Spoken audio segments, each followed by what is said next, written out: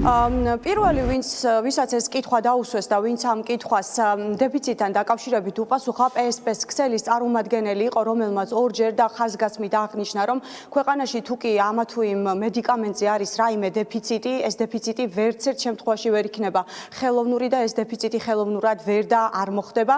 ვინაიდან მედიკამენტის შემოტანას და წარმოებას გაცილებით მეტი დრო სჭირდება, ვიდრე ნებისმიერი სხვა პროდუქტისაც, ამიტომაც ესეთი დეფიციტები არა ხელოვნურად, არამედ ბუნებრივად იქმნება.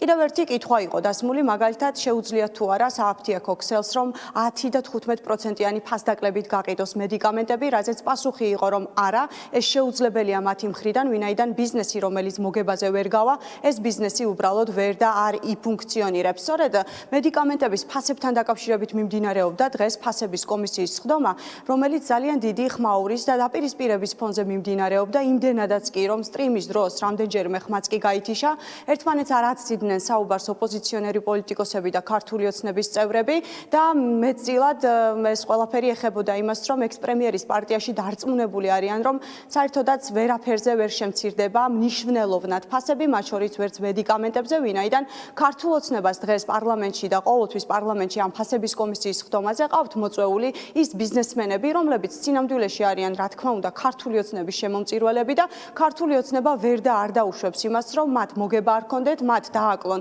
სერიოზულად და მნიშვნელოვნად საკუთარ პროდუქციაზე, ვინაიდან ეს ყველაფერი გამოიწვევს იმას, რომ ქართულ ოცნებას იმდენ ფულს ვეღარ შესწირავენ, როგორცაც აქამდე სწირავდნენ.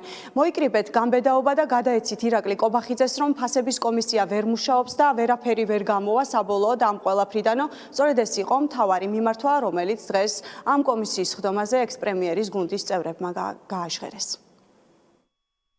რატომ არის საქართველოში სამედიცინო მედიკამენტები ბევრად უფრო ძვირი, ძალიან ხშირ შემთხვევაში, ვიდრე ევროპის ქვეყნებში? კითხეს დეფიციტთან დაკავშირებით და ისეთი ემოცია გამოხატეთ, რომ გამორიცხულიაო ესეთი რაღაცო რა და ძალიან ხშირია ისეთი შემთხვევები, რომ ესა თუ ის პრეპარატი წავა დეფიციტში, იზღუდება მისი რეალურად გაყიდვა, შეგნებულად თუ შეუგნებლად ვერ გეტყვით, მაგრამ გადის რაღაცა დრო და ის დრო გამოჩნდება უკვე ბაზარზე, ის არის უკვე გაძვირებული. პრაქტიკულად პოლიტიკური შეკითხვა იყო, მე არა ვარ პოლიტიკოსი. ბუნებრივად ვერ გვექნება ჩვენ პრეპარატი, რომელიც უფრო ძვირია ვიდრე ევროპაში. ეს არის სპეკულაცია. მე კითხვა დავუსვი, რომ რატო არის ევროპაში სპეკულაცია და არ მოგწევთ. არა, სპეკულაციას თქვენ ეწევით.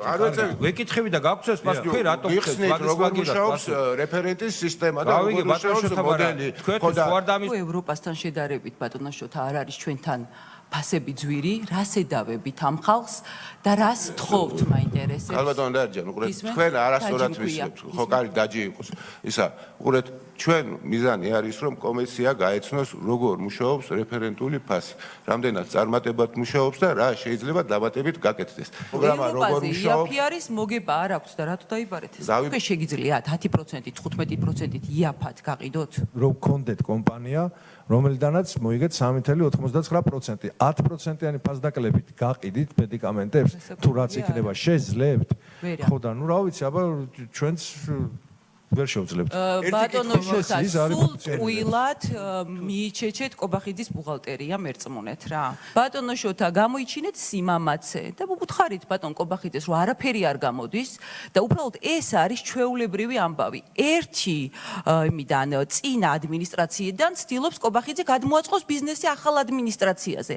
იმის გამო რომ ხომ ბრძანა ბატონმა კალაძემ თქვენმა ერთ-ერთმა ლიდერმა, რომ 99% არის ჩვენი დამფინანსება და ჩვენი მხარდამჭერი და ანუ ეხლა რა გინდათ თქვათ, რომ ამ თქვენ მხარდამჭერებს, ამ თქვენ დამფინანსებლებს თქვენ რა შვებით? ეხლა ფასებს დააკლებინებთ? გამოიჩინეთ სიმამაცე და უთხარით, რომ არაფერი არ გამოდის.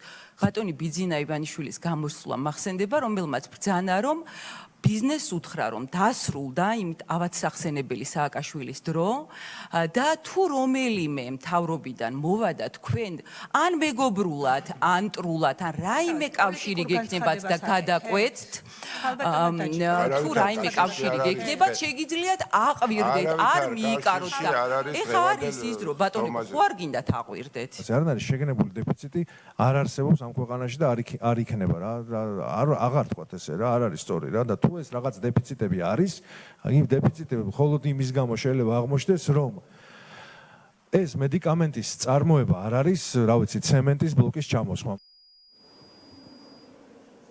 დაპირისპირების მეორე ეტაპი კი მას შემდეგ დაიწყო, რაც ფასების კომისიის ხდომაზე უკვე წარმოდგენილი იყო ავერსის კომპანიის წარმომადგენლები. აქ საუბარი ეხებოდა ძირითადად ბავშვთა კვებას და ოპოზიციის წევრებმა აღნიშნეს და აქცენტი გააკეთეს იმასთან დაკავშირებით, რომ მაშინ, როდესაც ქვეყანაში ასობით 1000 ბავშვი სოციალურად დაუცველი ოჯახის წარმომადგენელი არის, მათთვის სრულიად მიუწვდომელი არის ის ფასები, რომელიც ბავშვთა კვებაში არსებობს. ამიტომაც იყო გაჟღერებული კითხვა რეფერენტულ ფასებს ხომ არ უნდა დაექვემდებაროს მათ შორის ბავშვთა კვებაც ჩვენს ქვეყანაში. გარდა ამისა საუბარი იყო კარტერულ შეთანხმებებთან დაკავშირებით და რაოდენ გასაოცარიც არ უნდა იყოს.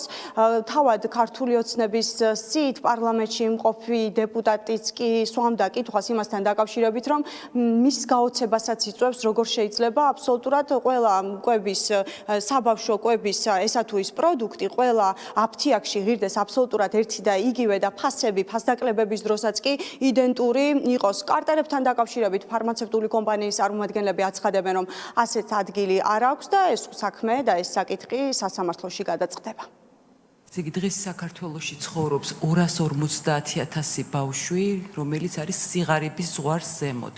შესაბამისად ეს არის პოლიტიკური განცხადებები, არ არის ადგილი პოლიტიკური განცხადებების, არ არის, ეს არის სამუშაო, ბატონო, შოთა პოლიტიკური განცხადება თორე.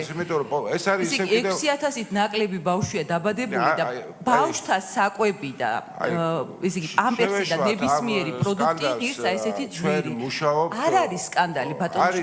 ეს თქვენთვის არ არის პრობლემა, იმიტომ რომ თქვენ მილიონს ხარჯავთ ყოველწლიურად ხურდაფულად. მე რასაც ხარჯავ თქვენი საქმე არ არის და ჩემი საქმე არ არის, მაგრამ თქვენ ხართ პოლიტიკური პიროვნება. ადგილი აქ არ არის. თქვენ ეძახით სპეკულაციას, რომ ბავშვები შიმშილობენ. არავინ არ შიმშილობს საქართველოში, ახლა ესა და ესეთი განცხადებები ძალიან რთულია, რომ საბავშვო ძალიან რთული არის ბატონო შოთა, რომ ბავშვთა საკვები, ამპერსი და ბავშვთა მოვლის საშუალებები საქართველოში ღირს ძალიან არ გონიათ, რომ ეს კომისია უბრალოდ ვიღაცის შექმნილი არის, არაფერ გარკვეული მიზნისთვის. ვიღაცაა ბატონო. არა, თქვენ გონიათ, რომ ის რაც თქვენმა თავრობამ გააკეთა, თქვენ ვერ გამოასწორებთ, რაც თქვენმა ოცნებამ გააფუჭა, თქვენ იმას ვერ გამოასწორებთ. როგორ გააკეთეთ, რომ აქეთა მილიონერები და იქეთა მილიონერები კარგად იყოთ და ხალხი გაჭირვებული ალბათ. ადამიანები, რომლებიც დოვლას ქმნიან, იმათ არ უნდა ებრძოლოთ. ხადებები, ხო, ასეთი პოლიტიკა. ჩვენ დავიბარეთ არა იმისთვის, რომ დავიბაროთ. ჩვენ ძოლისთვის არ დაგვიჩვენ დავიბარებიათ იმისთვის, რომ ერთად კბილად დააკლებინოთ. ვისაც ეს არ მოწონს, ხო, შეგვიძლია შორიდან გვიყუროს. ქალბატონო ეკა, ფორმალურად მაინც შეინარჩუნეთ ეს ოპოზიციონერის იმიჯი. ნარად იყავით. ერთ წუთი ეკა ბოდიში. უყურეთ. ქაღალ რომელსაც გაფინანსებით გარეგა საქართველოში ვითარება არის და პოლარიზაცია არის. ქალბატონო ეკა, სასაცილო ხართ, აი თქვენ რომ მე მეუბნებით რომ ვარ აგენტი, ხართ სასაცილო, მეც არაფერს გეტყვით. თქვენ ძალიან დიდი ხანი უნდა იყოთ ჩემამდე რომ მობძანდეთ. მრავალი წლები, როდესაც აფარებდით კორუმპირებულ პრემიერ-მინისტრს ხელს და ეხლა აი ამ ხელა რიხით როგორ საუბრობთ. უბრალოდ მართლა საოცარია. ქვეყნის მოღალატე გახარიას მიხედოთ გირჩევანად. იცით რა არის? გახარია თქვენი პრობლემა და ოცნების პრობლემა იცი რა არის? თქვენ გახარიას ვერ მოერიეთ, ქალბატონო ეკა, თქვენმა მთავრობამ გახარიას ვერ მოერია, იმიტომ რომ მართალ ადამიანს ვერაზროს ვერ მოერევი და იმიტომ არის ესე რომ ხართ განერვიულებული.